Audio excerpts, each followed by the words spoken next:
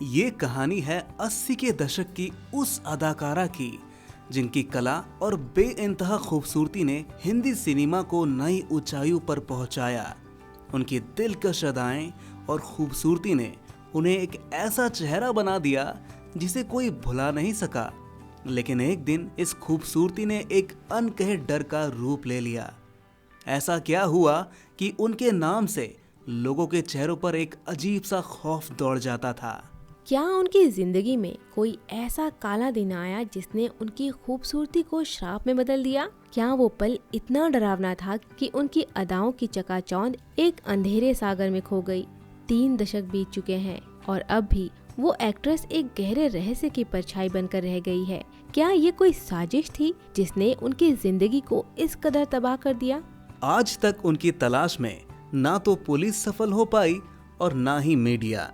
क्या सच में उनकी खूबसूरती किसी आईने में बंद कोई भूत बन गई है? क्या उन्होंने अपने आप को दुनिया की नजरों से यूं ही छुपा लिया? 2017 में एक व्यक्ति ने दावा किया कि उसने उस अभिनेत्री को देखा है, लेकिन जब उसने इस बात को सार्वजनिक किया तो उसकी रहस्यमय तरीके से मौत हो गई। तो क्या ये सब केवल एक अफवाह है या वास्तव में उस खूबसूरत अभिनेत्री की भूतिया कहानी में कुछ सच छिपा है? नमस्कार दोस्तों, बॉलीवुड किस्से में आपका स्वागत है। आज इस वीडियो में हम बात करेंगे उस अभिनेत्री की जो कभी अपनी बेमिसाल सुंदरता के लिए फेमस थी। उनकी खूबसूरती ने मानो सबको उनका दीवाना बना दिया था, लेकिन फिर एक दिन जैसे किसी काली छाया ने उनकी जिंदगी को निगल लिया। एक ऐसा घना अंधेरा जिसने उन्हें दुनिया की नजरों से छिपा लिया। जिनके करियर का सितारा आसमान छूने को था, वो अचानक अंधेरों में गुम हो गया। उस अभिनेत्री का नाम है जैस्मीन धुन्ना। पर जैस्मीन कौन थी? उनका ये फिल्मी सफर कैसे शुरू हुआ और वो कौन से कंडीशंस थे जिन्होंने उन्हें इस राह पर ला खड़ा किया? उनके जीवन के रहस्यों का पर्दा उठाने से पहले आइए उनके शुरुआती जीवन की एक झलक देखते हैं। 1966 में मुंबई की चकाचौंध भरी नगरी में जन्मी जैस्मीन अपने माता पिता की इकलौती संतान थी। मासूमियत से भरी उनकी बड़ी बड़ी आंखें और प्यारी मुस्कान ने जैसे हर किसी को मोह लिया। उन्हें देखकर ऐसा लगता था मानो वो एक जीती जागती गुड़िया हो। उनके माता पिता ने इसी प्यार से उनका नाम जैस्मीन रखा, मानो वो एक खूबसूरत फूल की तरह हर जगह अपनी खुशबू बिखेरती हो। बचपन से ही उनका मन हिंदी सिनेमा की ओर खिंचता चला गया और उनका सपना था कि वो एक दिन सिनेमा का हिस्सा बने। 1979 में एक स्कूल के कार्यक्रम में जब जैस्मिन स्टेज पर परफॉर्म कर रही थी, उस समय एक जाने माने फिल्म निर्माता एंडी कोठारी वहां गेस्ट के रूप में मौजूद थे।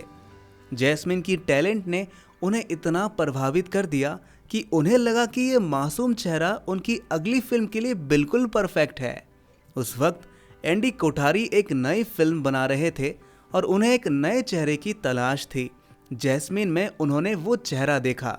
हालांकि वो नाबालिग थी, फिर भी उन्होंने जैस्मिन के माता पिता से इजाज़त ली और फिल्म सरकारी मेहमान में जैस्मिन को लॉन्च करने का इरादा पक्का कर लिया।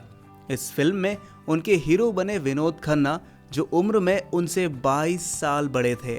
फिल्म सरकारी मेहमान की शूटिंग के दौरान जैस्मिन के पास एक्टिंग का कोई एक्सपीरियंस नहीं था। उनके पास ना तो किसी एक्टिंग स्कूल की ट्रेनिंग थी, ना ही किसी तरह का मार्गदर्शन, लेकिन जैसे किसी ने उन्हें सिखाया हो, उसी आत्मविश्वास और जुनून के साथ उन्होंने अपना पहला रोल निभाया। उनकी मासूमियत और मेहनत से भरे एक्टिंग ने लोगों के दिलों को छू लिया, लेकिन किस्मत ने जैसे उनका साथ छोड़ दिया।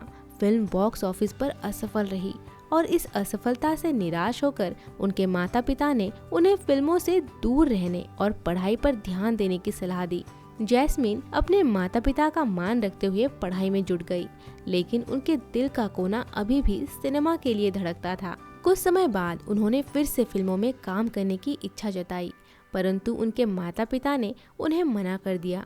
अपने सपनों की ओर बढ़ने की चाह में जैस्मिन ने मॉडलिंग की दुनिया में कदम रखा। उनकी बेमिसाल खूबसूरती और आकर्षण ने उन्हें मॉडलिंग की चमकती दुनिया में पहचान दिलाई। 1985 में एक बार फिर किस्मत उन्हें एंडी कोठारी के पास ले आई। वो एक नई फिल्म डाइवोर्स बना रहे थे और एक ताज़े चेहरे की तलाश में थे। जैस्मीन के मॉडलिंग में वापसी के बारे में सुनकर उन्होंने जैस्मीन को फिर से अपनी फिल्म का हिस्सा बनाने का फैसला किया। फिल्म डाइवोर्स में जैस्मीन के साथ मशहूर अभिनेता विजेंद्र घाटगे थे और इस फिल्म में शर्मिला टैगोर, जगदीप और गिरीश कर्नाड जैसे नामी कलाकार भी थे, लेकिन किस्मत फिर से उनकी परीक्षा लेने को तैयार थी। 1986 में रिलीज होने के बावजूद फिल्म बॉक्स ऑफिस पर बुरी तरह फ्लॉप हो गई। लगातार मिलती असफलताओं से जैस्मीन मायूस तो हो गई थी, लेकिन उन्होंने हिम्मत नहीं हारी। इसी दौरान 1986 में रामसे ब्रदर्स एक सच्ची भूतिया घटना पर आधारित अपनी नई फिल्म वीराना बनाने जा रहे थे। रामसे ब्रदर्स की फिल्में कम बजट में डरावने सीन और बोल्ड सीन के लिए मशहूर थी। रामसे ब्रदर्स की फिल्म में ज्यादातर मेल एक्टर्स ये भूत का किरदार निभाते थे, पर इस बार उन्होंने पहली बार किसी फीमेल को भूत का किरदार निभाने के लिए चुना और उनकी नज़र जैस्मीन पर पड़ी। जैस्मीन ने इस किरदार में इतनी शिद्दत से खुद को डुबो दिया कि पर्दे पर उन्हें देखकर लोगों की रूह कांप उठी। उनकी खौफनाक अदाएं, उनकी बोलती आंखें, सबने जैसे दर्शकों के दिलों में एक गहरी छाप छोड़ दी। वीराना की सफलता के बाद जैस्मीन रातों रात एक डरावने सितारे के रूप में मशहूर हो गई। इस फिल्म ने उन्हें ऐसी पहचान दी कि लोग असल जिंदगी में भी उनसे डरने लगे। हॉरर फिल्मों के कई प्रस्ताव उनके पास आने लगे, लेकिन उनकी किस्मत में अभी और उलझनें थीं। उनकी खूबसूरती ने न केवल दर्शकों को बल्कि अंडरवर्ल्ड की खतरनाक दुनिया को भी आकर्षित किया। मुंबई बम धमाकों के मुख्य आरोपी और अंडरवर्ल्ड के डॉन दाऊद इब्राहिम जैस्मीन के मोह में फंस गए। उसने जैस्मीन को अपनी नाजायज प्रेमिका बनाने की ठान ली, लेकिन जैस्मीन ने उसकी इस मनमानी को ठुकरा दिया और यही एक निर्णय उनकी जिंदगी का सबसे बड़ा मोड़ साबित हुआ। जैस्मीन के इनकार के बाद उनकी जिंदगी में डर और खतरे की काली छाया गहराने लगी।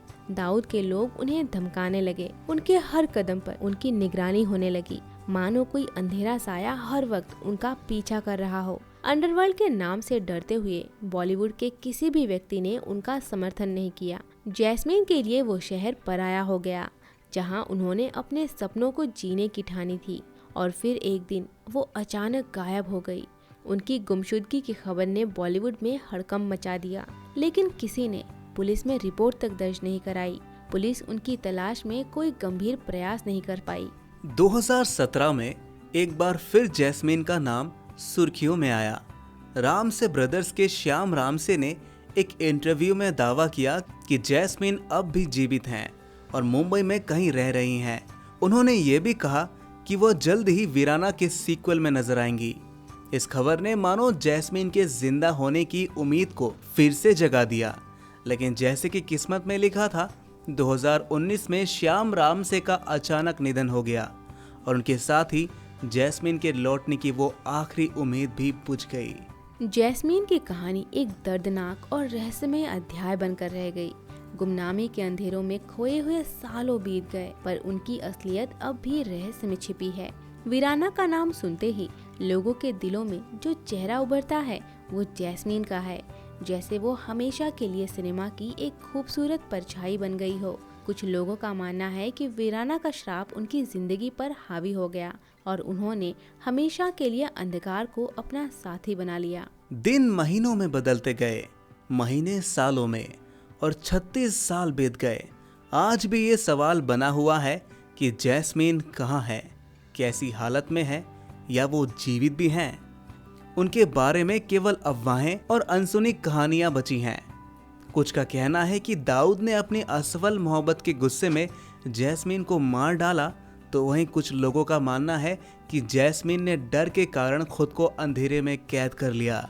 बहुत से लोगों का मानना है कि जैस्मीन ने एक बिजनेसमैन से शादी कर ली और हमेशा के लिए भारत छोड़ दिया। उनकी असली स्थिति के बारे में कोई जानकारी नहीं मिल पाई। जैस्मीन के रहस्यमय गुमशुदगी की खबर उस समय बॉलीवुड में आग की तरह फैल गई थी, लेकिन कोई भी इस राज का पर्दा नहीं उठा पाया। जैस्मीन के गुमनामी में जाने का ये लंबा सफर एक अनसुलझा सवाल बनकर रह गया है। क्या वो अब भी कहीं इस दुनिया में है? लोगों का मानना था कि वीराना एक श्रापित फिल्म थी, तो क्या वीराना का वो भूतिया श्राप सच में उन पर हावी हो गया? जब भी 80 के दशक की डरावनी फिल्मों का जिक्र होता है तो सबसे पहले वीराना का नाम आता है और इसके साथ ही जैस्मीन का चेहरा सभी की आंखों के सामने तैरने लगता है। तो ये थी खूबसूरत एक्ट्रेस जैस्मीन की कहानी जो अब भी सुलझ नहीं पाई। तो दोस्तों, क्या आपने वीराना फिल्म देखी है? कमेंट में जरूर बताएं।